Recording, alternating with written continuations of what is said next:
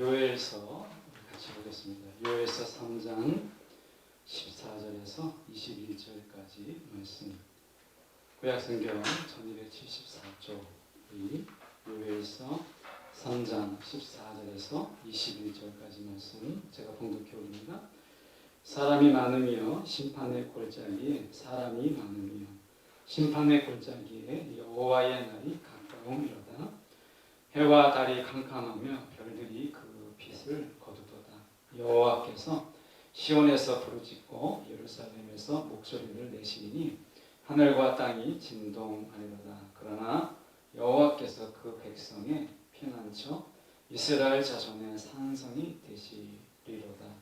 그런즉 너희가 나는 내 산성 시온에 사는 너희 하나님 여호와인 줄 알 것이라. 예루살렘이 거룩하리니 다시는 이방 사람이 그 가운데로 통행하지 못하리로다. 그날에 산들이 단 포도주를 떨어뜨릴 것이요 작은 산들이 젖을 흘릴 것이며 유다 모든 시내가 물을 흘릴 것이며 여호와의 성전에서 샘이 흘러 나와서 시딤 골짜기에 되리라.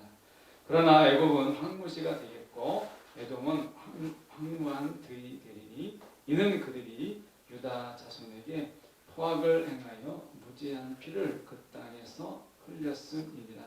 유다는 영원히 있겠고 예루살렘은 대대로 있으리라. 내가 전에는 그들의 피 흘림 당한 것을 갚아주지 아니하였거니와 이제는 갚아주리니 이는 여호와께서 시온에 거하심이니라. 아멘. 오늘 성산 시온 요엘서 저희가 몇 번에 나누어서 함께 살펴봤는데 오늘 요엘서 저희가 시리즈로는 저희가 마지막 시간으로 성산 시온이라는 제목으로 함께 말씀을 저희가 나누길 원합니다. 성산이라고 하는 거 우리가 뭐 거룩한 산 이렇게 지명 우리가 뭔가 거룩한 산은 고대에도 우리가 보면 이스라엘이 종교 계획을 할 때 제일 어려웠던 것이 산당 제거였어요. 그 산당이라고 하는 것은 무엇이냐면 지금도 우리가 사람들이 우리가 계룡산이라든지 아니면 관악산 뭐 이렇게 산에 가면 늘 절 아니면 무속인들이 산에 살았어요. 왜냐하면 산은 높이 있을수록 신과 가까워진다는 토속적인 개념이 사람들 속에 있어요. 그러다 보니까 높은 곳에 이르면 신과 가까워진다. 그래서 무속인들이 신내림을 할 때 산에 올라가서 또 절도 보면 다 높은 곳에 있잖아요. 그러다 보니까 사람의 가장 기본적인 바탕 속에서는 높은 곳에 이를 때 그 신과 가깝다라는 가장 기본적인 것이 있죠. 그런데 하나님께서 인간의 그런 이 마음들, 약함들, 어떤 종교적인 색채 이런 것까지 하나님이 그걸 풀으세요. 그러니까 어떻게 보면 하나님이 산성을 하지 않고 들판에 이렇게 있을 수 있는데 인간의 약함을 아시는 하나님께서 인간의 토속적인 개념, 이 개념까지도 품으셔서 하나님이 직접 산성이 되시고 하나님이 방패가 되시고 이런 개념으로 하나님이 말씀을 하시죠. 그 중에 하나가 여러분 우리가 알고 있는 로고스라고 하는 이 말씀이라고 하는 거예요. 요한복음에 보면 말씀이 육신이 되어라고 했을 때 이 말씀은 성경에 없는 용어예요. 요한복음에서 나와 있는 이 말씀이라는 이 말은 사실 성경에 없는 말이에요. 이 말은 원래 헬라의 지역에 있는 용어예요. 로고스라고 하는. 그런데 이 말씀이 곧 주님이다. 세상에서 쓰고 있는 말씀이 곧 주님을 가리키는 거다라고 해서 사도 요한이 그 말씀을 로고스로 지칭했어요. 세상에서 너희가 말하고 있는 이 말씀이 곧 주님이다. 이렇게 이야기하는 형식이에요. 그래서 우리가 보면 하나님이 인간이 가지고 있는 사고 이것을 다 버리고 이렇게 하신 것이 아니라 인간의 약한 생각들 또 인간의 어떤 좀 부족한 부분들을 그대로 하나님 옮기셔서 그게 곧 나야 이렇게 말씀하시는 거죠. 그 중에 하나가 성산이라고 하는 부분이에요. 14절에 보면 이렇게 말씀합니다. 사람이 많으며 심판의 골짜기에 사람이 많으며 심판의 골짜기에 여호와의 날이 가까움이로다 이렇게 되어 있습니다. 직접적으로 이야기하면 이 심판의 골짜기라고 하는 것은 우리가 앞에 나와 있는 사실은 이 여호사밧 골짜기를 가리켜요. 그 여호사밧 골짜기가 이제 거기에 지명적으로 여호사밧 골짜기인데 그게 심판의 골짜기, 하나님이 징계하시는 그런 골짜기를 가리키는 거예요. 하나님이요 뭔가를 회복할 때 여러분 건축의 가장 기본이 뭔지 아십니까? 여러분 우리가 뉴스를 좀 보다 보면 제일 먼저 나오는 게 뭐죠? 리모델링 아니면 재건축이에요. 두 가지 방식이 있어요. 건축의 방식이. 그래서 하나는 리모델링이에요. 그래서 리모델링은 지금 이 교회가 리모델링이에요. 그래서 여기가 원래 뭐였냐? 창고였어요. 제가 제일 먼저 여기 교회를 보러 왔을 때 여기에 우리가 이렇게 사다리 차라고 그러죠. 사다리 차, 그 리프트가 있죠. 그래서 우리가 여기저기에 그 상자들이 있었고 여기에 막 어두컴컴하게 등불도 한 자리에 2개 정도 있었던. 제가 여기 들어오기 전에 창고로 여기 슈퍼에서 창고로 쓰기 전에는 교회가 있었다고 그래요. 근데 얼마나 있었는지 모르는데 교회가 잠깐 있었고 여기 다 창고였어요. 이 창고를 교회로 바꾼 거예요. 교회를 꾸미는데 시간과 또 비용이 많이 들었어요. 2층에는 지금 교회로 우리가 사용하고 있는데 거기는 원래 리폼 회사예요. 그래서 수선하는 그런 롯데백화점에 가까이 롯데백화점의 옷을 수선하고 다시 이렇게 재봉하는 이런 공장이 2층에 있었어요. 3층에는 학원이었어요. 그래서 3층이 교회로 리모델링한 리폼하는 그런 회사가 다시 교회로 그리고 창고가 교회로 바뀐 거예요. 이게 다 이렇게 바뀐 거죠. 이거를 리모델링이라고 하는 거예요. 아니면 재건축이라고 하는 거죠. 이걸 헐어버리고 새로 건축하는 거예요. 그런데 사실은 우리가 비용은 이 리모델링 비용이 때로는 전략되기도 하지만 용도나 그런 관점에서는 재건축이 훨씬 더 유리한 거예요. 우리가 여기서 리모델링 하다 보니까 하지 못하는 게 있어요. 그게 뭐냐면 이 건물에서 이렇게 이제 이 옛날 건물이거든요. 그러다 보니까 건물에서 타고 들어오는 빗물은요, 그 물은 막을 수가 없어요.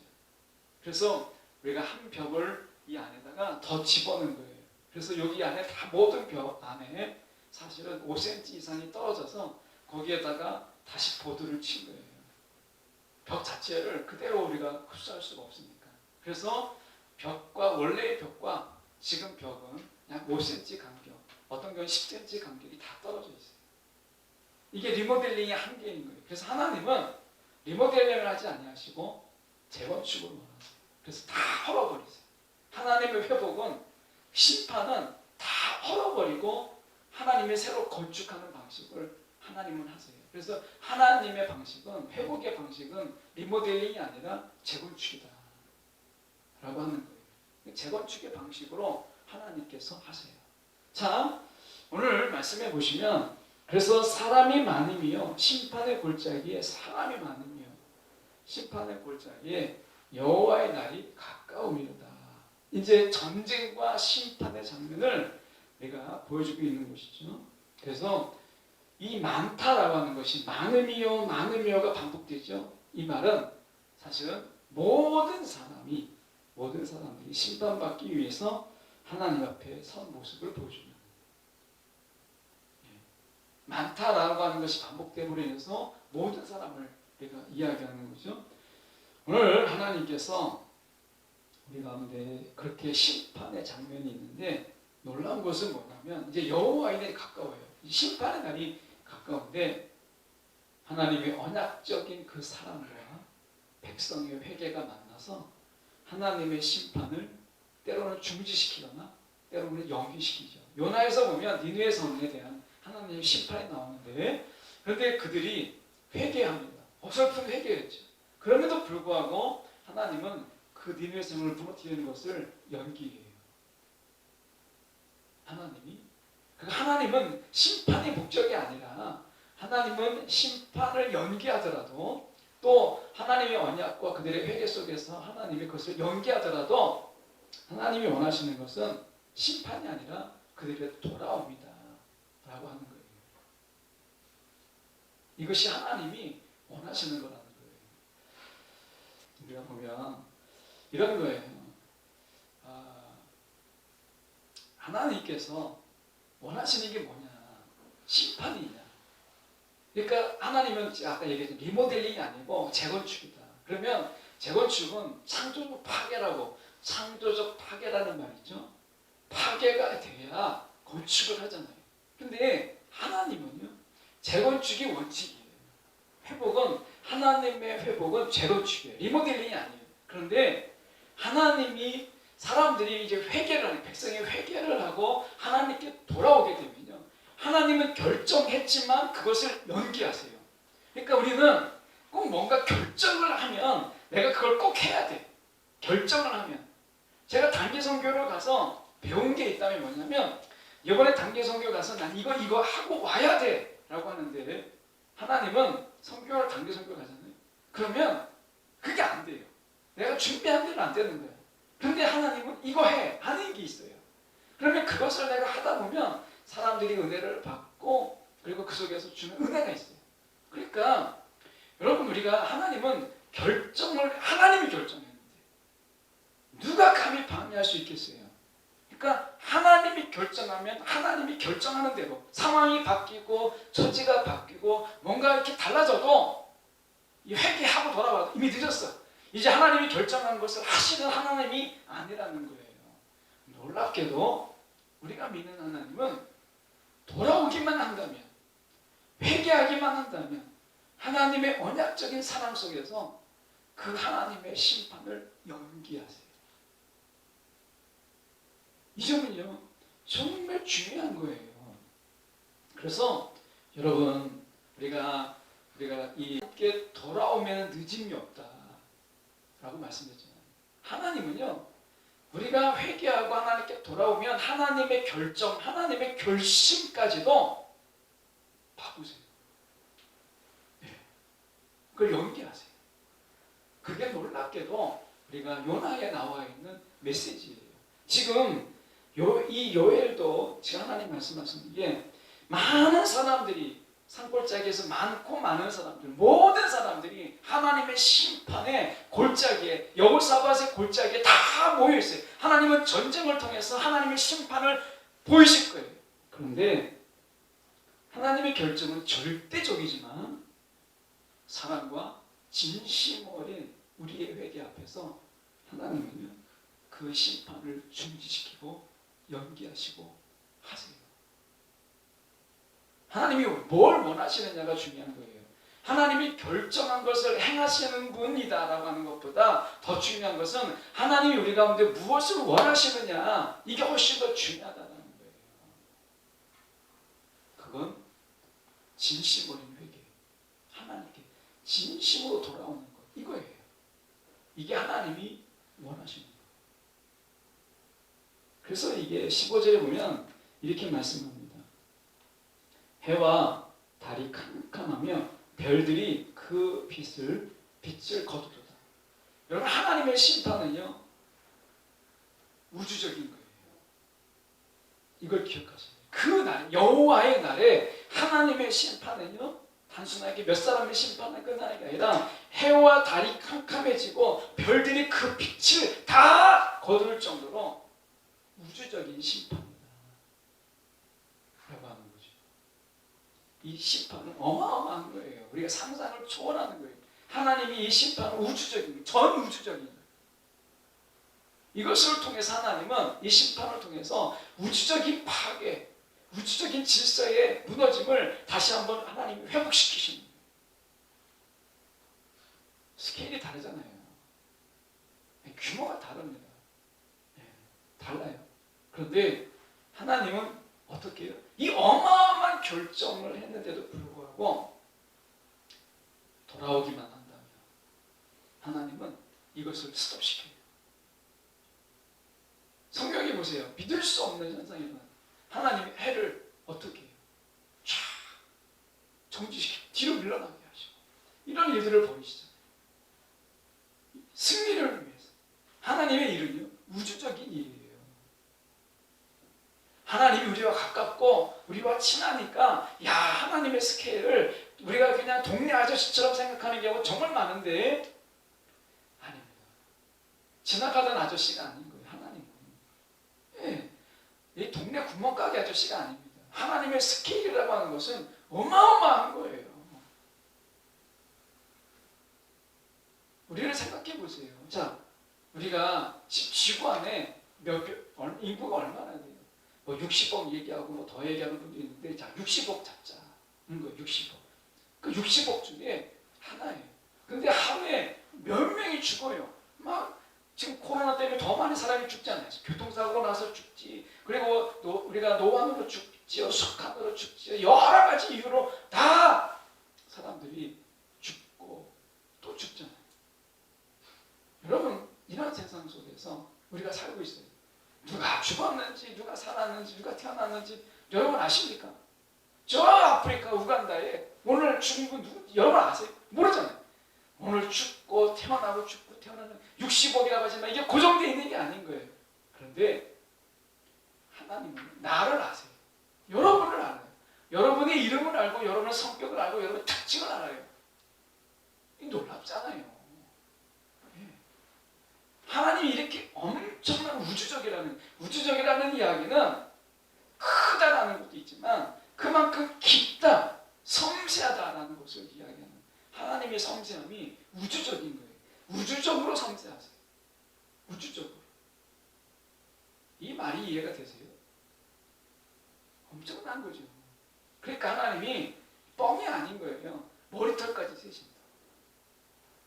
건업 자기 머리카락이 몇 개인지 알아요? 모르잖아요. 이발소에 가서 머리카락 세주는 사람 그런 데 없잖아요. 네. 여러분 미용실에 갔을 때 머리카락 몇 개인지 다 세주고 그렇게 하지 않잖아요. 이런 서비스는 없어요. 근데 하나님이 어떻게 머리털 하나까지 다 세신다 라고 하는 이 말은 과장이 아닙니다. 이건 과장법으로 말씀하신 게 아니에요. 하나님은 우리의 머리털 하나까지 다 세신다 라는 거예요. 하나님은요, 이런 걸 과장으로 하지 않으세요. 그래서 하나님이 우주적이신 분이시다. 하나님의 여호와의 심판은 우주적이다 라고 하는 거예요. 제가 강대상을 치지 않도록 도와주세요. 그래서 굉장히 하나님 우주적이다는 거예요. 16절에 보시면 이렇게 됩니다. 여호와께서 시온에서 부르짖고 예루살렘에서 목소리를 내시리니 하늘과 땅이 진동하리로다. 어마어마하죠. 그러나 여호와께서 그의 백성의 피난처 이스라엘 자손의 산성이 되시리로다. 하나님이 이렇게 우주적인 심판을 하시는 분이신데 하나님께서 말씀하세요. 우리가 자손의 산성이, 이스라엘 자손의 산성이 될 것이고 백성의 피난처가 되실 것이다 라고 이야기합니다. 하나님은요, 전투를 하실 때 하나님의 전쟁은 그냥 간단한 화살 몇 개 날아가고 총알 몇 개 날아가고 이렇게 하지 않습니다. 쫀쫀하게 하나님 우주적으로 전쟁하실 때 그렇게 하지 않으면서 어떻게 하세요? 지금 보시면 뇌성을 바라신다 라고, 하늘과 땅이 진동한다 라고 하는 거잖아요. 여러분, 땅을 흔들어요. 하나님 전쟁할 때 막 시시하게 막 화살 몇 개 쏘고 이렇게 하지 않습니다. 땅을 흔듭니다. 하늘을 열어요. 하나님의 전쟁은 우주적인 거예요. 누가 그분을 대해서 싸울 수 있겠어요? 그런 하나님이 우리의 피난처요, 우리의 산성이라는 거예요.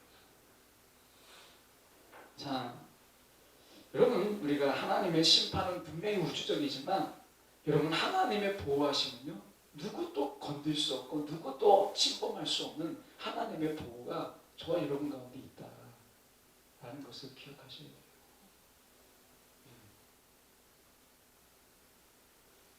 오늘 우리가 하나님 자신이 최고의 안전하신 곳이에요. 하나님이 피난처라는 얘기는 하나님 안에서가 최고의 안전한 장소다라고 하는 거예요. 그럼 이 안전을 우리 가운데 왜 제공을 하시죠? 이게 중요하잖아요. 하나님 왜 우리를 보호하세요? 이게 더 중요한 거잖아요. 17절에 그래서 우리가 이 말씀을 알아야 돼요. 17절에 보면 그런즉 너희가 나는 내 산성 시온에 사는 너희 하나님 여호와인 줄 알 것이라. 예루살렘이 거룩하리니 다시는 이방 사람이 그 가운데로 통행하지 못하리. 여기서 이방은요, 그냥 이방, 외부인들, 아웃사이더를 말하는 게 아닙니다. 여기서 말하는 이방 사람은 예수를, 하나님을 알지 못하는 사람. 우리 식으로 얘기하면 예수를 알지 못하는 이런 사람을 이야기하는 거예요. 하나님을 알지 못하고 예수를 알지 못하는 사람들을 이야기하는 거예요. 이들이 어떻게 했느냐? 예루살렘 성에서요, 그 가운데 통행하지 못하리라 라고 이야기해요. 이방 사람, 그 가운데 통행하지도 못하리라 라고 이야기하고 있다는 거예요. 하나님의 임재하심이라고 하는 거, 지금 이 성산 시온이라고 하는 것은 하나님의 임재하심을 이야기하잖아요. 하나님의 임재하심. 자, 여러분이 여기까지 한번 생각해보고 얘기를 한번 중단하고 한번 여러분이 이렇게 생각해보면 좋겠어요. 자, 하나님이 임하셨다, 여러분 가운데. 자, 임하심을 제가 만난 분의 하나님의 임재를 경험한 분을 제가 한번 그분의 이야기로 제가 나눠볼게요. 여러분.